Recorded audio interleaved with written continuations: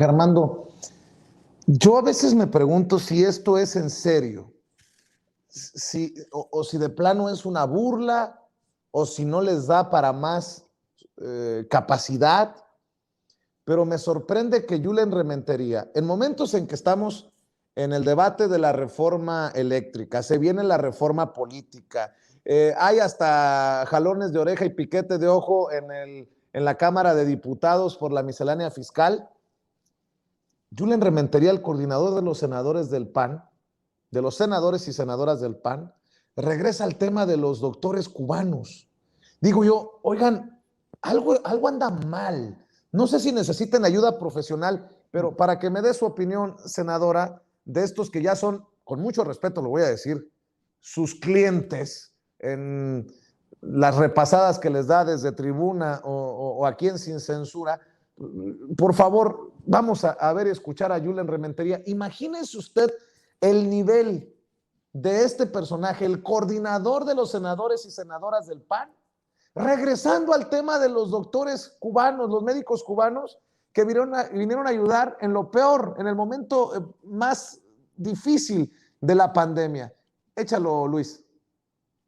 Del PAN, pero no aceptamos nada menos que lo que la ley y la Constitución establece, que se pruebe si efectivamente estas personas eran médicos, que se pruebe y se nos diga a dónde fueron destacamentados, a dónde fueron enviados, a qué hospital, por qué se les pagaron esas cantidades, a cuántas personas atendieron. No permite ni la ley ni la Constitución que este tipo de información sea pues simplemente impedida para su conocimiento por cualquier ciudadano mexicano que lo quiera conocer. De forma que lo que estamos necesitando es la contestación con la verdad y podamos evitar que en este país se sigan dando actos de simulación, que se siga dando recursos para financiar a una dictadura como lo que es la de Cuba y se deje de lado las necesidades en materia de salud de los mexicanos. Requerimos la información tal como la hemos solicitado. No estamos dispuestos a aceptar nada menos de ello. Se presentó también, por cierto, pues un punto de acuerdo de urgente y obvia resolución para que se formara una comisión de senadores, pues, plural, y pudiéramos estar en la posibilidad de saber la verdad. Hasta este momento no se ha atendido. Seguiremos insistiendo y puntualizando. No podemos permitir que 255 millones de pesos de los mexicanos, porque no es del gobierno, de los mexicanos, a través del INSABI, y utilizando, por supuesto, al Instituto de Salud de la ciudad, pues simplemente se desvíen para otros fines distintos y que son solamente para apoyar a gobiernos extranjeros. Estaremos muy pendientes de la resolución y una vez que haya sido esta. Bueno, pues ahí está lo que precisamente publica Jorge Armando Rocha en redes sociales, siempre activo Jorge Armando Rocha en redes sociales, que yo lo pongo con esto que le voy a mencionar, que publica el diario La Jornada, senadora. Esto que está diciendo Julen Rementería va junto con pegado, desde mi perspectiva, con que la ultraderecha de Europa va a adoctrinar a una panista contratada por el Senado.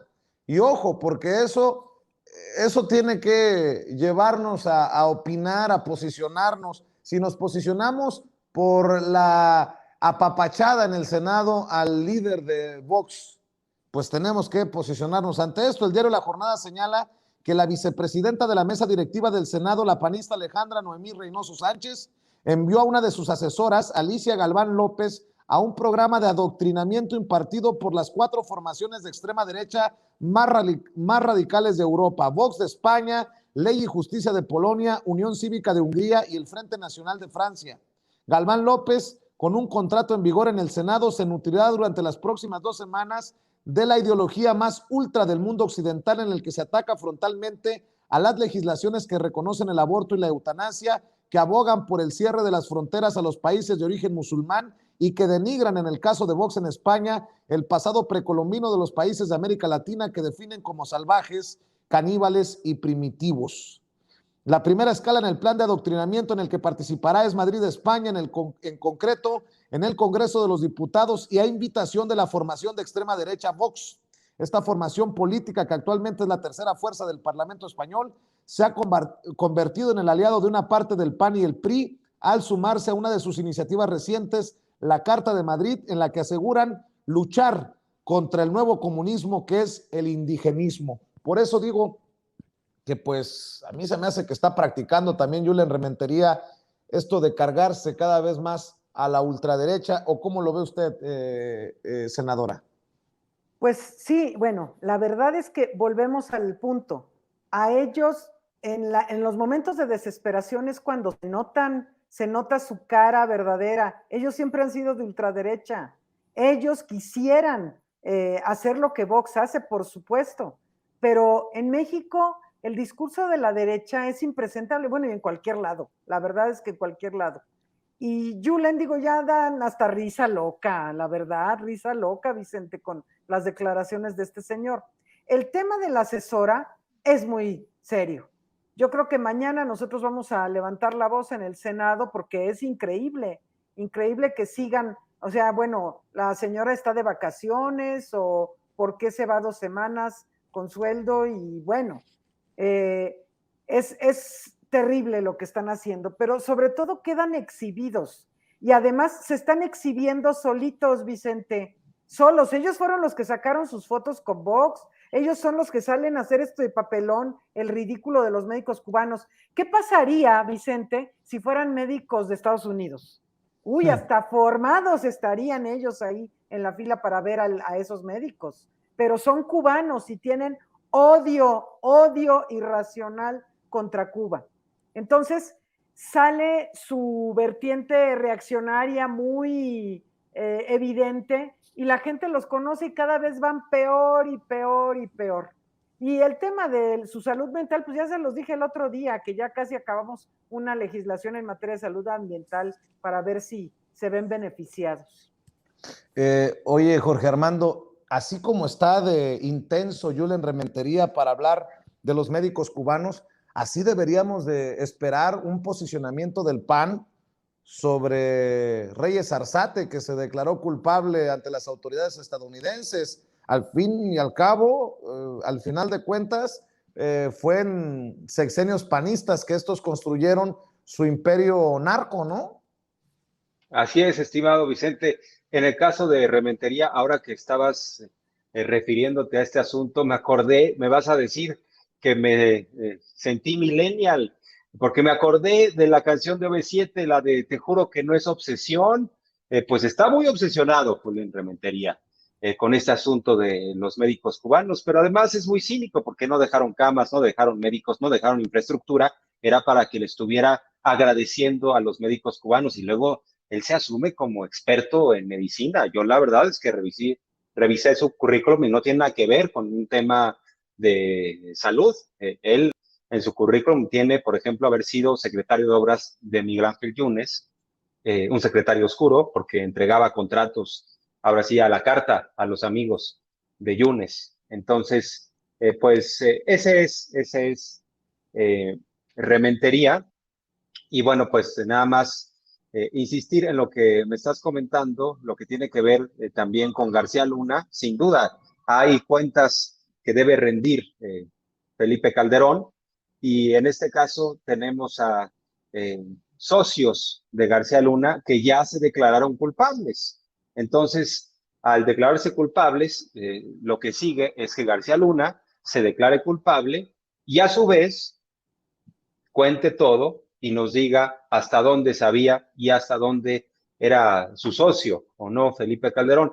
Hay varios periodistas, Vicente, estimados, que sostienen que Felipe Calderón siempre supo desde un inicio quién era García Luna, porque García Luna no se hizo en el sexenio de Calderón, se hizo antes.